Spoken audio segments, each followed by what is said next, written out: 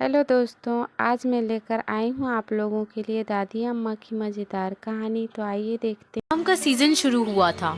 हर किसी के पास अपनी अपनी हापूस आम की बाग थी। गांव की सबसे बुजुर्ग महिला यशोदा दादी के पास भी 10 हापूस के पेड़ थे और अब मीठे रस भरे आमों से खिल उठे थे। यशोदा दादी मजदूरों से आम के पेड़ को पानी दिलवा रही है। तभी कुछ गांव वाले वहां से गुजरते हैं। अरे वाह दादी, लगता है इस साल भी सबसे अच्छा आम निर्माता का पुरस्कार आप ही को मिलेगा। सब ऊपर वाले की कृपा है। और आपकी मेहनत की सफलता है। हाँ, वरना कौन इस उम्र में इतने कठोर परिश्रम उठाता है। दादी को अपनी आमराई से बड़ा लगाव था और सारे पेड़ों पर अपने बच्चों जैसी ममता थी। एक दिन यशोदा दादी का पोता राजू उनसे मिलने गांव आया। दादी जी प्रणाम, कैसी हैं आप? मैं तो बढ़िया हूँ बेटा। शहर में सब कैसे हैं? तुम्हारे माता पिता ठीक है ना? सब ठीक है दादी। मेरी बोर्ड की एग्जाम खत्म हुई तो मैं आ गया आपसे मिलने और आपको मदद करने। राजू के आने से यशोदा दादी खुश हो जाती है। दिन निकलते हैं और एक दिन अचानक राजू दौड़ता हुआ दादी के पास आता है। दादी जी, दादी जी। राजू की आवाज सुनकर दादी हड़बड़ी में बाहर आती है। अरे राजू, क्या हुआ? हाफ क्यों रहे हो बेटा? दादी जी, एक आदमी हमारे आम के पेड़ पर बैठा आम तोड़ रहा है। क्या? कौन है वो नालायक? पता नहीं दादी जी, मैंने और हमारे मजदूर चाचा ने उसे टोका तो हमें चिल्ला के भगा दिया। अच्छा, चलो चलते हैं। कौन घुसा है मेरी अमराई में? मैं भी तो जरा देखूं। दादी और राजू अमराई पहुंचते हैं। आम के पेड़ पर बैठा एक अपरिचित आदमी देख दादी का खून खौलता है। ए मूर्ख, कौन हो तुम? हाँ, और मेरे पेड़ के आम क्यों तोड़ रहे हो, वो भी मुझसे बिना पूछे? दादी की आवाज सुन के वो आदमी हंसने लगता है, जिससे दादी को और गुस्सा आता है। अरे बहरा है क्या? नीचे उतर, उतर नीचे, नहीं तो कोतवाल को बुलाती हूँ। उतर नीचे। तेरी ये हिम्मत, मेरे आम मेरी आंखों के सामने चुरा रहा है? बेशरम नालायक कहीं का। दादी की बात का उस आदमी पर कोई असर नहीं होता और वो दादी से बहस जारी रखता है।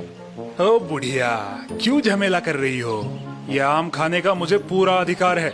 तुम कौन होती हो मुझे रोकने वाली? आदमी की बातें सुन दादी गुस्से से लाल हो जाती है। अरे मूर्ख, मैं कौन हूँ पूछता है?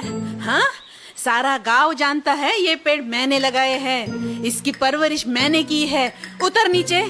तो क्या हुआ? मैं नहीं मानता ये पेड़ आपका है। आदमी का उत्तर सुन के दादी और राजू चकरा जाते हैं। ओ भाई साहब, पूरा गांव जानता है कि ये पेड़ मेरे दादी जी का है।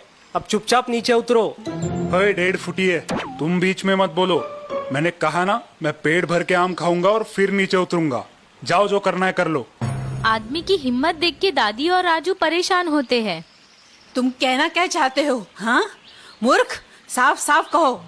देखो बुढ़िया, मैं सिर्फ इस सृष्टि के निर्माता को मानता हूँ, जो कि ऊपर वाला है। ये सारी दुनिया उसी ने बनाई है। क्या आप इस बात से सहमत है? हाँ हूँ, लेकिन इससे मेरे पेड़ का क्या लेना देना? हाँ, इसका मतलब इस दुनिया की हर चीज पर उसी का हक है, इस आम के पेड़ पर भी। आदमी की बातें सुनकर दादी और राजू फिर से चकरा जाते हैं। तो तुम इस पेड़ पर क्यों हक जता रहे हो? क्योंकि मुझे भी ऊपर वाले ने निर्माण किया है। इसका मतलब उसकी बनाई हर चीज पर मेरा भी अधिकार है और मैं उसी के आदेश का पालन कर रहा हूँ। आदमी की गोल गोल बातें सुन के दादी और राजू उलझन में पड़ते हैं। हाँ, क्या मतलब है तुम्हारा? ये पेड़ तुम्हारा है? अरे सठिया गए हो क्या? ओ भाई साहब, नीचे आओ और अपनी बकवास बातें बंद करो। बिल्कुल नहीं, तुम जाओ, मेरे काम में दखल मत करो। मैं भगवान के आदेश का पालन कर रहा हूँ। कौन सा आदेश? भगवान ने मुझे आदेश दिया है कि इस पेड़ पर लगे आम खाकर मैं अपना पेट भरूं। आप कृपया मेरे और मेरे काम के बीच मत आइए। आदमी की बात सुन के दादी सोच में पड़ती है। ये ऐसे नहीं मानेगा। राजू, चलो घर। लेकिन दादी, ये मूर्ख तो कुछ भी बकवास कर रहा है। क्या आपको इसकी बातों पर विश्वास है? तुम घर तो चलो, मैं सब बताती हूँ। दादी और राजू घर आते हैं। कुछ देर सोचने के बाद, राजू बेटा, माले पे पड़ी मेरी बड़ी बाम्बू की नुकीली लाठी और रस्सी ले आना। और हाँ, रसोई में रखा सूखे लाल मिर्च का डिब्बा और माचिस भी ले आना। जी दादी, अभी लाया। राजू दादी की बताई सारी चीजें ले आता है और दोनों फिर से अमराई की तरफ निकलते हैं। दादी आप क्या करने वाली हो इन चीजों का? तू चल तो फिर बताती हूँ। दोनों अमराई पहुंचते हैं। वो बेकार आदमी अभी भी आम के पेड़ पर आराम से आम खाता दिखाई देता है। राजू, ये सारी सूखी लाल मिर्च पेड़ के तने के पास रख और इस माचिस से जला दे। राजू सारी लाल मिर्च पेड़ के पास रख के जला देता है। अब धीरे धीरे धुआं हवा में ऊपर की तरफ फैलने लगता है। दादी और राजू अपना मुंह कपड़े से ढांक लेते हैं। ओए ओए बुढ़िया, ये क्या कर रही हो?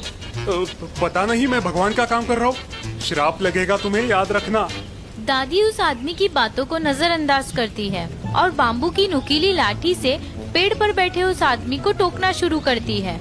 लाठी की चुभन से आदमी दर्द से चिल्लाने लगता है। ओए ओए, बचाओ बचाओ, ये बुढ़िया मुझे मार डालेगी। आखिरकार उस आदमी को पेड़ से नीचे उतरने के अलावा कोई चारा नहीं रहता और वो पेड़ से कूद जाता है। जैसे ही वो पेड़ से जमीन पर कूदता है, राजू उसे रस्सी से बांध देता है और दादी लाठी से मार मार के उसे अच्छा प्रसाद खिलाती है। बगीचे के मजदूर भी अब दादी की सहायता करने आते हैं। रुको रुको, अरे क्यों मार रहे हो मुझे? भगवान तुम्हें माफ नहीं करेगा, श्राप देगा। ओए ओए ओए, बचाओ बचाओ। अरे हमें क्यों श्राप देगा भगवान? क्योंकि आप उसके बंदे और उसके काम के बीच आ रहे हो, उसके बताए कार्य को रोक रहे हो। अरे नहीं भाई, ऐसा नहीं हो सकता। दादी की बात सुन के आदमी अचरज में पड़ता है। क्यों नहीं हो सकता? अरे क्योंकि ये लाठी ऊपर वाले की है और मैं भी ऊपर वाले की बंदी हूँ और उसी ने मुझे तुम्हें पीटने का आदेश दिया है। अब तुम भगवान के इस कार्य में बाधा मत डालो, वरना तुम्हें पाप लगेगा। अब उस आदमी की आंखें खुलती है और वो दादी से माफी मांगता है। मुझे माफ कीजिए, मैं झूठ बोल रहा था, मुझे जाने दीजिए। वो तो हमें पता है कि तुम झूठ बोल रहे थे, लेकिन आगे से याद रहे, भगवान के नाम पर गलत काम मत करना, वरना एक दिन बहुत बड़ी सजा मिलेगी। चलो निकलो अब यहाँ से और फिर कभी मेरी बाग में पैर मत रखना। भागो।